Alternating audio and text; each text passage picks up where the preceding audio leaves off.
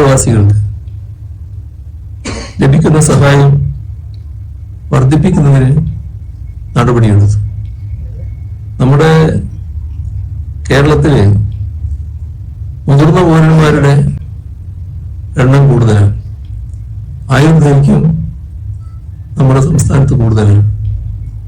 അതിന്റെ ഭാഗമായി മുതിർന്ന പൗരന്മാരുടെ ക്ഷേമം ഉറപ്പുവരുത്തുന്നതിനായി ഒരു കമ്മീഷൻ, വയോജന കമ്മീഷൻ രൂപീകരിച്ചിട്ടുണ്ട്. അതിന്റെ പ്രവർത്തനങ്ങൾ നടന്നു വരികയാണ്. നമ്മുടെ സംസ്ഥാനം ഇപ്പോ നിക്ഷേപ സൗഹൃദ നിലയിൽ ഇന്ത്യ രാജ്യത്ത് 1-ാം സ്ഥാനത്തെത്തിയിരിക്കുക. ഇത് കൃത്യമായ ഇടപെടലുകളുടെ ഭാഗമായി നേടാൻ കഴിഞ്ഞ നേട്ടമാണ്.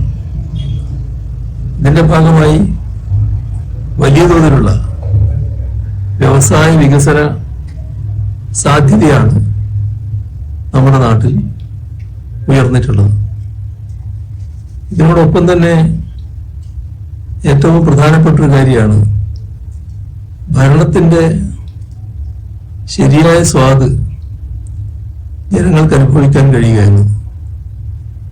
അതിൽ തീരുമാനങ്ങൾ വേഗത്തിലാവണം, മറ്റ് തടസ്സങ്ങൾ ഒഴിവായി കിട്ടണം.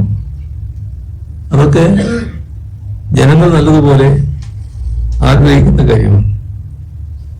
അതിൽ കെ സ്മാർട്ട് നടപ്പാക്കിയപ്പോൾ ഭരണ സേവനങ്ങൾ ലളിതമാക്കപ്പെട്ടു.